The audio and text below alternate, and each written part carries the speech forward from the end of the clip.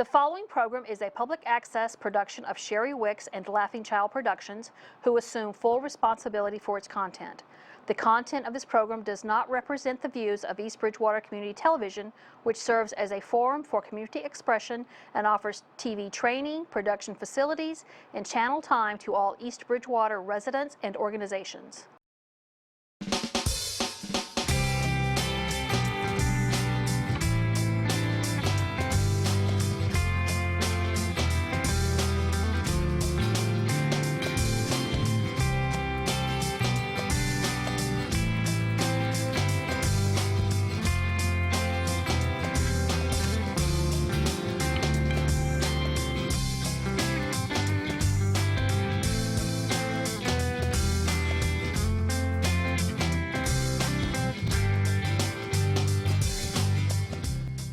Hello, and welcome to Scrapbooking on a Budget. My name is Sherry Wicks, and I'm going to be your host for the next 30 minutes. Remember, Scrapbooking on a Budget is a show that teaches you how to make beautiful and unique scrapbooking pages without spending a lot of money. Now, this week I have some real exciting news to tell you because just a couple of days ago, I sat down at my computer and I set up a dedicated email address so that you can contact me, okay? This is your show. This is not my show. I'm the one standing up here, but it's your show. I want you to tell me what you want to see over the next couple of segments. I need your ideas, your comments, your questions, your criticisms. It's the first time I've done this, so I'm not saying I have all the answers. So I would really like to hear from you on my new email address, and it's called budgetscrapper@comcast.net. And when we go to a break, there's going to be an actual little graphic with that information on it. So if you didn't catch it when I just said it, go ahead, jot it down when you see the graphic, and please, I want you to use it. Drop me a line, even if it's just say, hey Sherry, great show. Hey Sherry, you're wasting my time. Okay, I want to hear from you because I'll give you another reason at the end of the show. But first, I kind of want to go over what we did last on the third segment. This is our fourth segment, and if you've been watching, if you've been counting, you're kind of following along with us, and you know that this is the page that we worked on our last show. We actually made this page. Now, if you'll remember, I also talked about adding texture by using specialty scrapbooking papers. Now, some of those papers were vellum and embossed papers and mulberry paper. I went through a variety of them and I demonstrated and spoke about the different uses for each of the different papers. If you can look at this page, you can see that we used vellum. That's right here. It's kind of brittle paper and it tears beautifully. So this is one of the specialty papers that we talked about in the last show. In addition to adding texture by using specialty papers, we also learned about how to use different embellishments to add texture. And on this particular page, I've used velvet ribbon and buttons, as well as some thread to add texture. And by adding texture, you're adding contrast and interest. And if you'll remember, I said that adding texture is one of the least expensive ways of making your scrapbooking pages unique and different, because many times you can actually add things that you already have around home in your craft box, your sewing box, go raid your kids' craft supply box. There's all kinds of things you can use if you just use your little bit of imagination and think about it. And having said all that, you need to also remember that anything that goes into your scrapbook, including the scrapbook itself, must be acid-free, lignin-free, and PVC-free.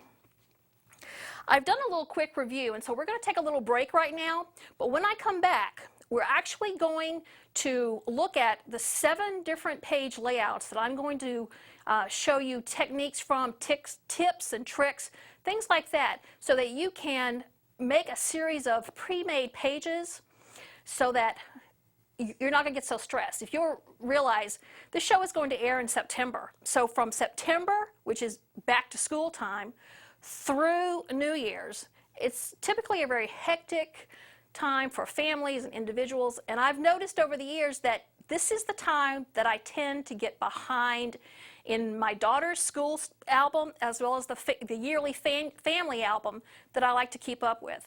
And so I discovered last year that if I had some pre-made pages, at least to cover the basics, the couple of photos, I tend to take way too many photos anyway, but if I could get some of it done by using pre-made pages, it meant I didn't get so far behind, and it eased some of the stress of the next couple of months.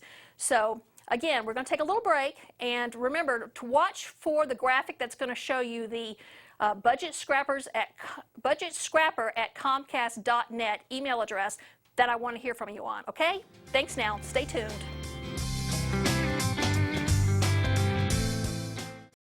These women have one thing in common. They've all been diagnosed with ovarian cancer, but their lives have been saved by early detection.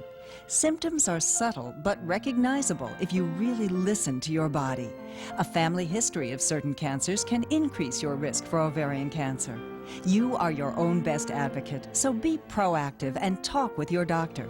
Visit ovariancancerawareness.org to learn the facts that could save your life.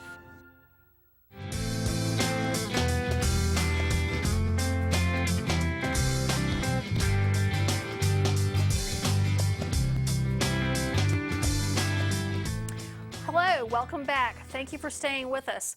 I hope you're able to jot down that email address from the graphic that was just on. I really want to hear from you, okay? Now, in this second segment of the show, I'm going to show you the 7 layouts that we're going to be working with, okay? One of the additional advantages of working with pre-made, or I shouldn't say pre-made, you're making them yourself there. That makes them sound like you went and bought them. But if you're working with pages that you've already made, and they're just sitting there waiting for you to stick your pictures on, it lets you work on your albums on those days when you don't feel particularly creative. Now, sometimes I get scrapper's block, and I couldn't design a layout to save my life. It's just not happening. But I pull out my stack of pre-made pages, and I go, oh, yeah, I remember how I did this, and that kind of gets things flowing. So again, another advantage to these pages is you can work on your scrapbooks when you don't feel like you can really do your best work, okay? Now, this particular page is our back to school page, and you'll notice it's the East Bridgewater colors, and it's pretty simple. You just cut 2 strips and stick them on. It's easy, it's fast. Now, one thing you'll notice with all of these layouts is you can turn them in different directions and get still different looks. Now, obviously this particular page has been designed to go this way because I've put stickers going certain ways. Now, some of you may be saying, oh, Sherry's using stickers. That's right. I rarely use stickers, but when I do, I like to give them some weight, and by double matting the smaller stickers, it becomes a design element rather than just something floating, okay? All stickers need to be grounded when you use them. So again, double matting, adding them to a border, it makes them a design element. So I went to our local scrapbook store, and I found this sheet for the 8th grade, but there are lots of possibilities for me to do a couple of pages for my daughter's school album. So again, check out your local sources. This sheet was $1.99. So I thought that was good value for money because I can get probably 4 or 5 different layouts just from using the stickers, okay? Now, this next page, this is our generic fall page. And these papers came from a kit where all the stripes, or the border strips, the squares, and the rectangles, they were already pre-cut. So this was pretty much a no-brainer. You just start putting on your elements. But again, I want you to notice that there's no pictures on here and nothing that's going one certain way. So this page really can be used in a number of different directions, and depending on the different papers you want to use, you can get many different looks just from this one layout. Now, on this particular page, what I want to demo from this one, it's inking the edges, and if you can see, there's a line. I've inked it with brown ink, and there's a contrast between the background and the two mats. And inking edges, it creates a visual separation, and it adds depth and interest. So I want to pull out one of my little pre-made squares. See how handy that was? It's just easy, easy. And these come in different, holidays. I have a Christmas one and a winter one as well, but they're great. Look for these. When you go to your local scrapbooking store or to any craft store really, you can pick up these ink pads. They go on, this particular brand goes on sale for about $1, and it's well worth it. I want to caution you to use dye-based ink as opposed to pigment-based ink. The dye-based ink is much quicker drying, and you don't want to be waiting around for your mats to dry when you're scrapbooking. So it's very simple. Just take the edge and run it along. If you angle the ink pad in towards the paper, you're going to get more of an edge. You're going to have more brown. But just go all the way around. If you pull it back, you're going to get just the edge. You'll adjust. But another thing I want to let you know, when you go shopping for your ink pads, find the ones that are made out of felt and not foam. Now, I've learned this the hard way. When you use foam ink pads, they get little fuzzies, and the little fuzzies drop on your paper, and you've suddenly ruined a layout because brown or black or gold ink is not where you want it to be. So look for a dye-based ink on a felt pad. All right?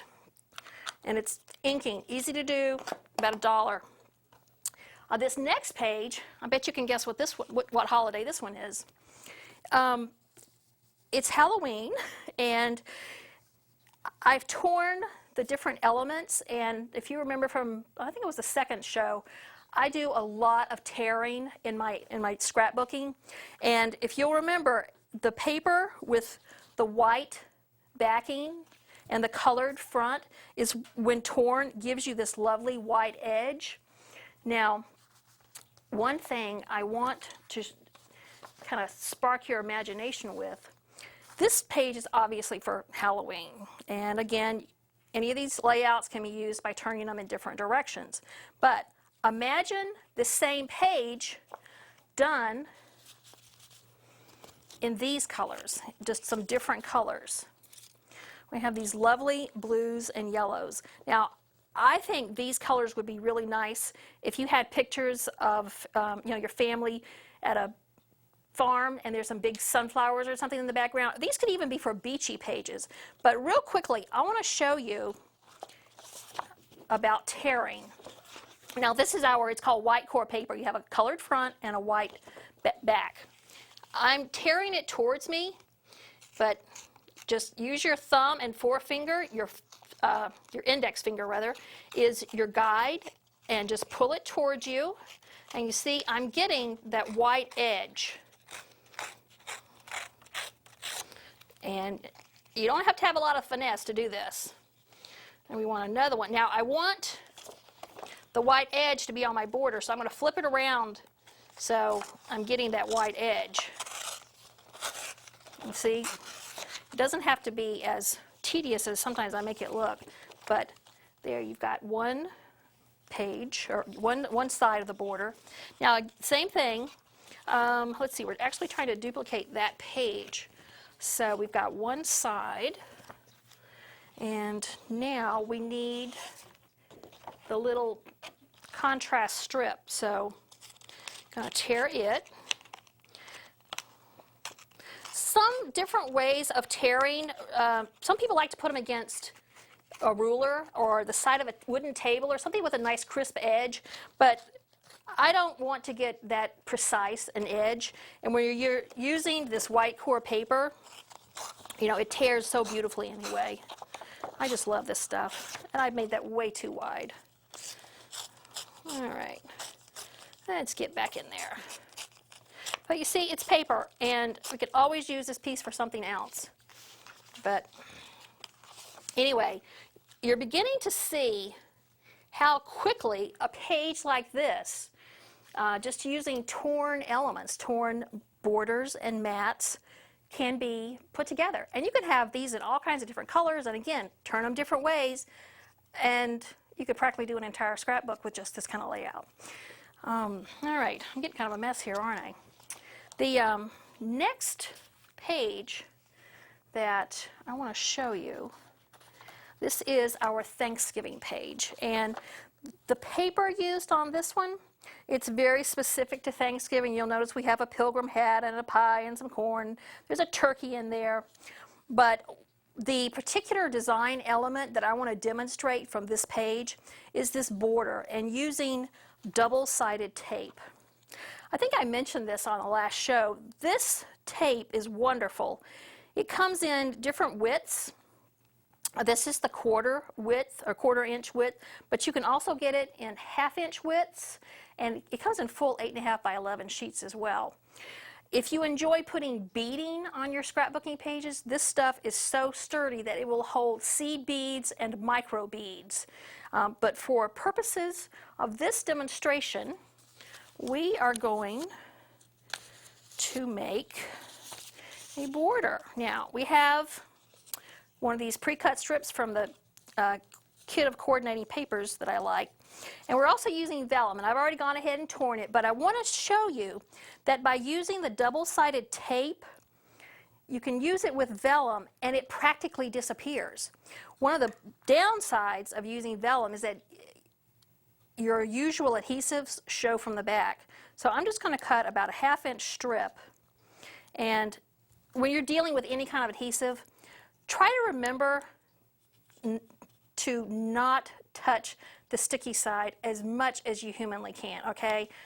Of course, you're going to have to put your fingers on it some, but try not to. Just handle the edges, because the oil from our hands can deteriorate the sticky. Now, I've put it on, and I'm going to just pop it right here, and that's on there. Now, another thing I want to show you is when you use ribbon, double-sided tape is really the only way to go with this stuff. I just love it. And I do a lot of ribbon in my work, but if you'll notice on the end here, I've made a little chevron shape, and I want to show you how to do that. I've done it here, but I want to show you on the other end. It's very simple. You have to think about what you're doing. You just fold your ribbon in half, take your very sharp little scissors, and you're going to cut from the corner in, not out, from the corner in. And you just take off a little triangle. And I did it. I did it wrong. I do this about 50% of the time. I do it wrong. See, that is not what I wanted. We're going to redo this. Let's see. It's this left or right-handed thing. All right, we're going to cut from the inside fold to the outside edge. There, that's the way to do it. There. And that's the little chevron we're looking for. Half the time I get it wrong. All right. Again, our double-sided tape, it's a little tricky to find the end, but you just keep up. There it is. So you peel it up, and it has a protective coating on it. The underside is sticky, and the top, this red part, is not. So that's the part you can really touch. And again, I'm going to cut about a half-inch piece, and I'm going to lay it long ways on my ribbon. Now, you're not going to be able to see this, but you need to peel the backing off, peel the little red part off. And to do that, unfortunately, you usually need a fingernail, but it comes right off. If you can get it started on a corner, and I don't know if you can see that, but that little piece is what protects, the outside sticky part. So I'm going to lay this down. Now, this particular one is not quite as hidden because this vellum is a little bit lighter than I usually use. It's lighter in color, but I'm going to just cover it with the top of my ribbon. And Anyway, so you get the idea here. Get some double-sided tape, and then you can use all those extra ribbons and rickracs and things that are in your sewing box. And also, that's how I attached the buttons. And these buttons are wooden, and I thought for a nice textural interest, I stitched them with raffia. That's another one of the embellishments that I mentioned that we could use to add interest to our pages. And I think by stitching the buttons, it looks more finished than just plunking on a button with bare holes. So we're going to take a little break right now, and when we come back, I'm actually going to go into this stack, and I'm going to show you winter and Christmas and some New Year's pages, okay? Stick with us and we'll be right back, okay? Thanks now.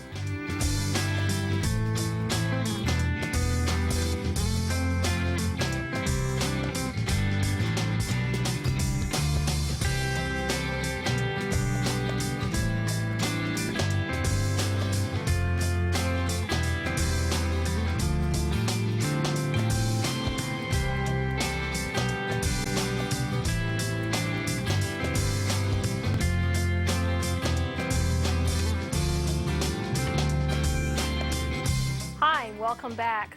You know, the graphic that was just on, I hope if you didn't catch the email address the first time, I hope you got it the last time, because again, I really want to hear from you guys. This is your show. I want to be your scrapbooking teacher, so I need to hear from you, okay?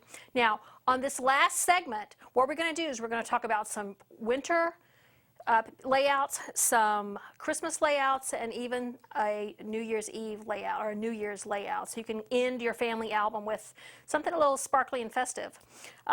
This is our generic winter layout, and you'll notice that it's very simple. I divided the page in thirds, and I tore a big border, and I've used mulberry paper for the mats for where the photographs or the journaling goes. Now, one thing that you might get kind of scared if you see all this big mat, you don't have to fill this with a photograph. You can put a photograph here and then some journaling here, and then reverse this one. Put your photograph here and your journaling here. So these are just, you know, they're mats, but you don't have to use them with just photographs. You can, you know, make it work for what the situation is and what your photographs are. And like most of the other layouts I've shown you, this can be used in different directions. So what I want to demo on this one is how easy it is to work with mulberry paper. Now, mulberry paper was one of those specialty papers that I had mentioned earlier as a very quick and easy way to add texture to any of your scrapbooking pages. Now, mulberry paper is best torn on a wet edge. And because we're in the studio here, I didn't really want to have a little glass of water and stick my finger in it. So I have this little water pen, and I'm just going to lightly do the edge. And because that's the edge I want to tear, make it good and wet. All right, and then you just pinch. Working with mulberry paper gives you a lot of texture. It gives a real feathery edge when you tear it. It's neat stuff. You can do a variety of stuff with it. I've done graduation pages, snow pages. It's just, can you see that? It leaves a nice little feathery edge. But again, it works best if you tear it. I mean, if you wet it before you tear it. And I've already, I got a little water on that. Oops. I've already started tearing this, so I'm just going to, again, pull it towards me. And you see, this is about a third, or about 4 inches. Just pop it on like that, and you have a mat and a mat. Of course, this should be bigger, but very simple. And again, if you change the papers to, you know, different colors, different holidays, you're going to get a whole different look in your scrapbook pages. Now, this was our generic winter, and the next page that we're going to talk about is the Christmas page. These are our Christmas pages, and if I want to show you that this is actually a double page layout, and what I want to demonstrate is how to get this lovely little triangle. But before I do that, I want you to notice that this page, the paper that I've used here, it can only go in one direction. So I kind of shot my foot off here because I like for the pages to be able to turn in different directions. But I can only use this page this way or this way because the print would be going the wrong way otherwise. So what I want to do, I want to actually show you how to make that triangle. And the easiest way to do it is just fold your paper into a giant triangle, because in this case you do kind of want to stay on the line. And I'm just creasing it with my fingernail a little bit. I'm going to start at the corner. I'm just tearing it, and because I put the crease in it, there you go, it's going to get kind of, whoops, no, you don't want it to be exact, but there you go. All right, so because this paper is multi-directional, you're going to be able to turn these in different directions depending on, you know, the look you want to get when you actually start putting your photographs on. Now, another technique, or another thing I want to show you is, if you will remember, this is our fall paper, and I said this was made from some kits where everything was pre-cut. Well, this is a Christmas page using the same pre-cut elements but from a different kit, from the Christmas kit. And you can see what a totally different look you can get. I want to show you how to do this little ribbon embellishment real fast here.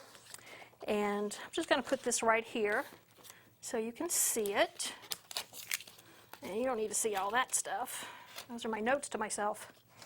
All right, the first thing you want to do is you get a larger and then a smaller rectangle. The smaller rectangle, of course, goes in the larger one. And I've actually measured the center of my paper, and then I've come down an inch. And then from that 1 inch mark, I've gone out a ½ inch on each side. So my holes are going to be centered in the paper. And you can't go down much more than an inch with a regular hole punch because it won't fit. Now, to make sure my holes are right, I use the hole puncher from the opposite side so I can actually see through it. I'm going to punch the outside holes, and from the front, let's see, I should have attached this, but anyway, we're going to pretend this is on. So you're going to go from the front of your card, you're going to go to the back with your loose ends, and I'm using about a 6-inch piece of ribbon. You're going to pull the ends so that they're even. Now you're going to take, see how it's from the back, and I'm going to take this end and put it through the opposite hole. And we're going to do the other side.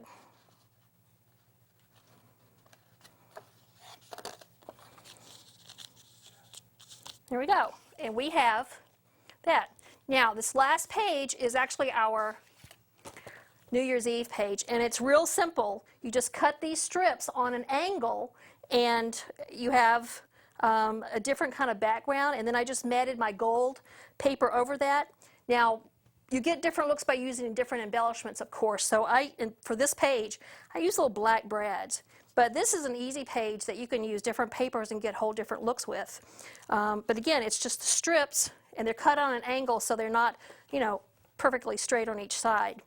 We're about to wind up our show right now, and I hope you've been able to, you know, get some ideas for, you know, some of the pre-made pages so that the next couple of months don't seem so stressful and you can have a little more enjoyment out of the holidays that are coming up. But I want you to at least think about it. I don't want you to exactly copy what I've done, but I do want you to think about doing some pre-made pages and having a stack ready for when you get your pictures developed or you print them out from your digital camera. Now, at this point in my show, I usually talk about what we're going to do in the next show. But because this is your show, and I want you to tell me what you want to see for show number 5. So I'm going to leave it up to you to tell me what you want to see on the next show. So again, my name is Sherry Wicks. Thank you for watching Scrapbooking on a Budget, and we'll see you next time. Bye-bye now.